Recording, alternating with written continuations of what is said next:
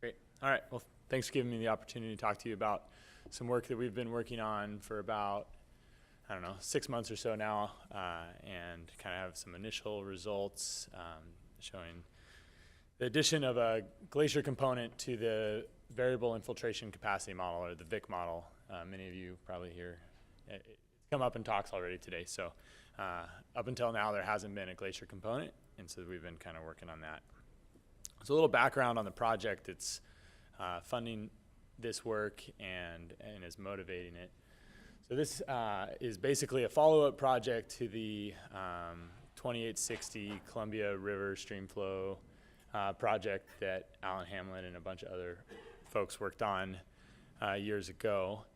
And basically they downscaled a bunch of atmospheric projections of climate change and fed the VIC model and then looked at future stream flows. And so we've seen slides like this before, and we talked about it in the morning session, but basically, here I'm looking at the Columbia River at the Dalles. And as we move forward in time, we start seeing a advancing of the hydrograph to earlier in the year and lower summer flows. And so this is similar to what Chris has talked about, and really the motivating factor for why people are interested in what's going on with climate change in the Columbia River. So this project, what's different about it and why are we doing it all over again? First thing is we're now using the CMET5 climate change scenarios, so that's going on. There's going to be a lot more different iterations of downscaling methods, emission scenarios, and then the big thing is we're going to have multiple hydrologic models, and we're running those at UW. Instead of just having VIC, we're also running a model called PRMS and ULM. And one of those, in this case it's VIC, is going to have a novel glacial implementation. So most macroscale hydrologic models don't have a glacier implementation. It's not something that most of them do. And so when you develop a snowpack in a hydrologic model, it often ends up looking like this, where you develop this snowpack, it kind of ends up being a stairway to heaven. And lower down where there might be a glacier in real life, there's no snow, there's no ice, there's no melt going on there. And this is, I'll get into a little bit of why this is in terms of the model structure here in a second. But what we really are trying to model is some sort of glacier dynamics that move ice mass from an accumulation zone to an ablation zone. This is necessary if you want to get those late summer flows in the mass transfer into stream flow eventually. Okay, so I stole this figure from Chris. You've seen it a couple times now. But we're really interested on in this case, not necessarily on a single glacier, but more on a basin-wide scale of what the overall response will be to warming in terms of stream flow. And so any one glacier might respond in one of these ways, but overall there's going to be a signal that's associated with warming in the Columbia River Basin. So that's where we're headed. Okay, so if you've ever seen a talk on VIC, you've seen this slide. It gets reused over and over again. But I'll just talk quickly about it because it's important. I'm putting a glacier model into a macroscale hydrologic model is kind of like shoving a round peg into a square hole. So if as I go on, you're asking why would you do it that way, it's most likely because of how these models are structured internally. And so I think it might be instructive to spend a few minutes talking about how these models are structured. So VIC is a macroscale hydrologic model. It was developed in the 90s and basically solves the surface energy and water balance equations for a bunch of different vegetation types and elevation bands. And it runs on a fairly large spatial scale. In general, the smallest spatial scale that people run VIC at is maybe 7 kilometers on a side. So you lump a lot of land into a grid cell, whereas maybe DHSVM can run at on the tens to hundreds of meters side. So when you run it 7 kilometers on a side or 50 kilometers on a side, you end up having to represent subgrid heterogeneity in a different way. And so the way Vic does it is it has a tiling scheme where it has vegetation and elevation bands, and then you end up kind of running the Vic model really gets run for each individual tile. And so you can develop a different snowpack at the higher elevations or in a different type of vegetation, and then kind of the net contribution is the area weighted average. That's how Vic does the subgrid heterogeneity. And so if we're talking about finding a way to redistribute snow and ice, this is the framework we're working in.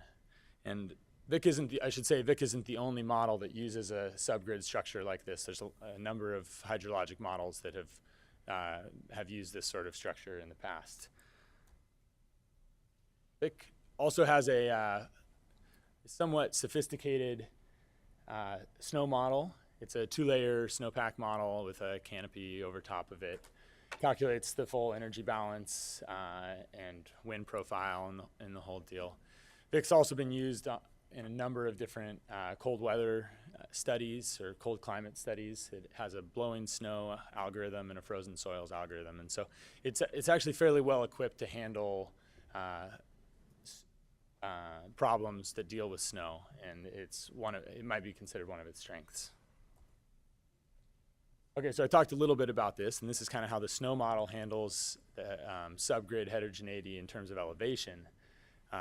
Often referred to as snow bands or elevation bands. The models basically run at a number of different elevation bands that represent the vertical structure, the topography really, of a grid cell. And so it's a statistical fraction of the area that is in a certain elevation band or range. And then a precipitation and a temperature are applied, and then the model is run forward using those temperatures and precipitations that may or may not be lapsed to a certain elevation. And so you end up getting a different snowpack that is specific for each individual band. All right. Okay, so now let's try to figure out how to put the square peg into the round hole.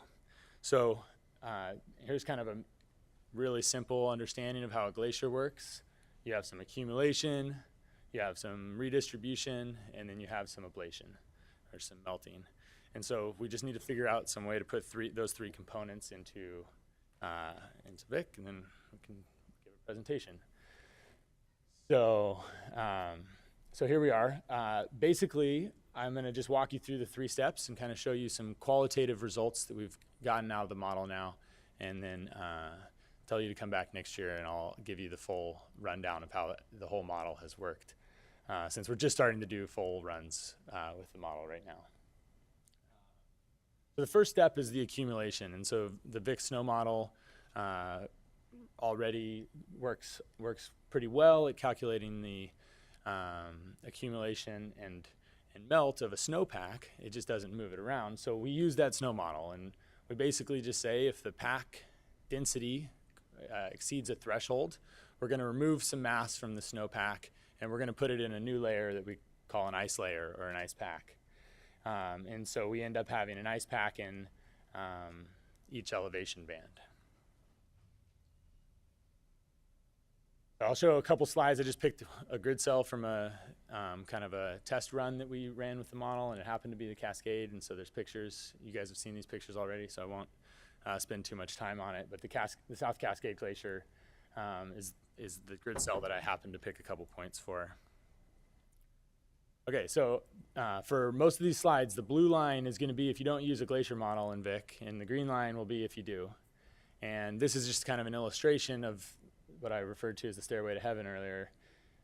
If you're in a grid cell that has a glacier and you run Vic in it, or any hydrologic model that doesn't have any way to deal with this, you end up just accumulating a snowpack every year. Basically, you're accumulating more than you're ablating, and you just build a snowpack for 100 years here, you end up with 60,000 millimeters at the end of 100 years. So obviously that's not what's happening. Eventually the snow starts turning into ice and the ice starts sliding downhill. So if we start using the glacier, this kind of simple density threshold just limits us to a few hundred millimeters, maybe a couple meters of snow water equivalent on an annual average. Okay, great.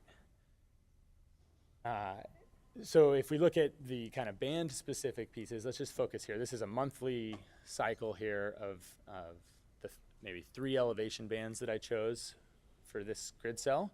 And you'll see there's snow in these top 2 bands year round, but this bottom band ends up without snow in the summer months, which is good. So that means if we put ice there, all the snow will ablate and then we'll have some ice to melt.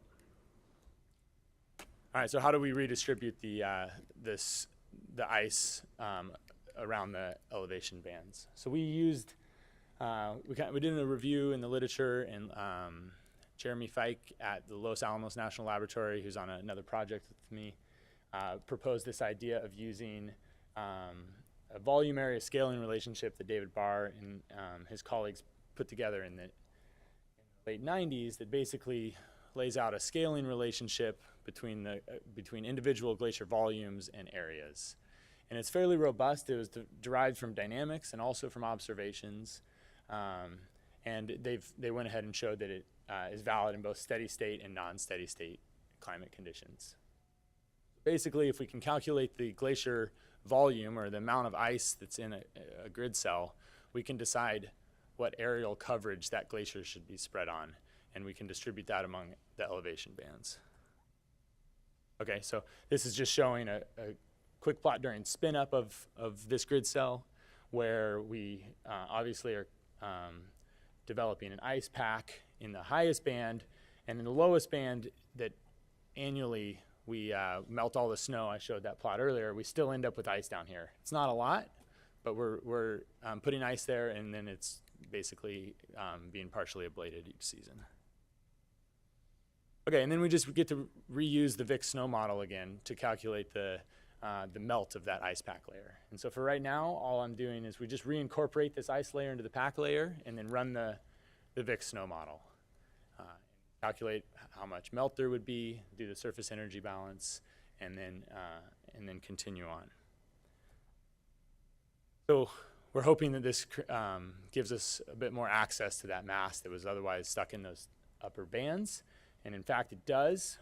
On an annual average, on this particular grid cell, the South Cascade grid cell, we get about 25% more annual runoff from that grid cell.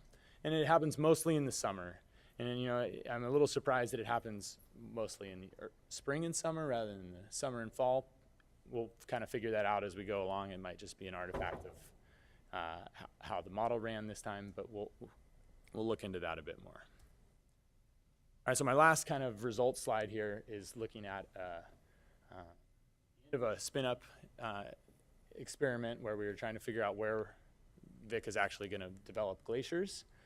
And this is one of our, kind of the best results I've seen, most encouraging results yet. So basically, this is the study domain. We ran Vic over the whole domain. And we also used satellite remote sensing. There's a glacier database that shows just the location of glaciers. And so if you're seeing blue, that means that Vic simulated a glacier in a location in a grid cell, and there was also a satellite observation of a glacier in that location. And so you know, there's 686 grid cells that condition applies in. If you just see yellow, that means that there is a observed glacier there, but Vic did not simulate one. And so there's 25 of those. They're kind of speckled in the headwaters of the Columbia, and there's a couple in the Cascades. And so just 25 of those. Vic didn't simulate any glaciers in places it shouldn't have, and then obviously there's a lot of grid cells in the Columbia that don't have glaciers. And so this is a really encouraging thing. This isn't necessarily the glacier model's doing a great job. What it really means is that the Vic snow model accumulates snow in the right places and doesn't accumulate it in the wrong places, I guess. So a few last comments I have. The volume area scaling relationship was developed for individual glaciers, and here we're applying it on a bulk grid cell level. And so we don't expect that those, the power law that David Barr put together will hold exactly true. And those parameters that define that power law, we think can just be calibrated or even estimated from observations for different resolutions. We think that you're going to probably need to use better vertical resolution in your elevation bands than what you usually use thick, which might be 2 or 3 or 4. And glaciologists I've talked to say that you really have to, you're going to have to use more to get the surface mass balance profile correct there. And of course, this doesn't work if your Vic grid cells still aren't connected. So if you have a glacier that flows out of its 6 kilometer by 6 kilometer bounding box, this particular method doesn't really solve your problem there. That's that.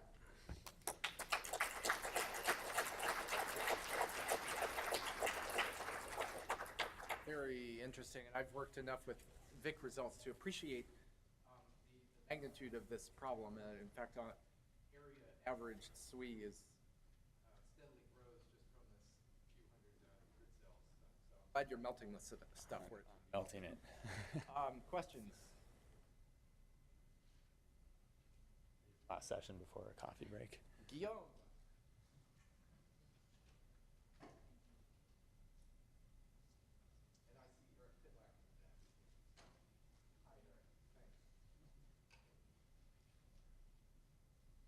Hey, Joe, thanks. I may have missed this in your talk, so apologize if I did, but I didn't catch what you do if if snow needs to go from one grid cell to another.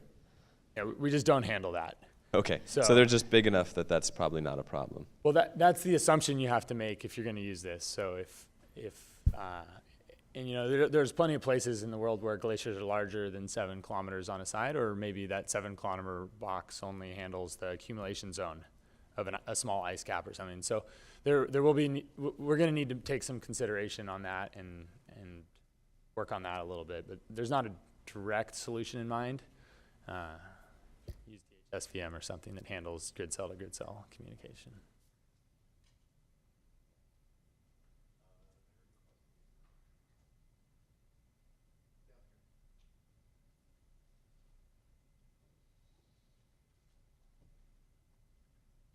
Thanks, Joe. This is Susan Dickerson-Lang from the University of Washington. The grid cell example that you showed, do you have any idea what the elevational gradient in that grid cell is and how that might compare to kind of your whole domain? It was a pretty surprising result to me that you saw that much difference from redistributing the ice over the grid cell. In terms of runoff, you mean? No, just in terms of the gradient within that 6 kilometer cell that you extracted. Yeah. I mean, is that kind of one of your steepest cells? Yeah, I mean, it's kind of in the heart of the North Cascades, so I think it has certainly a few hundred meters, if not more, of vertical relief in that particular grid cell. Speakers, that was a really fascinating session.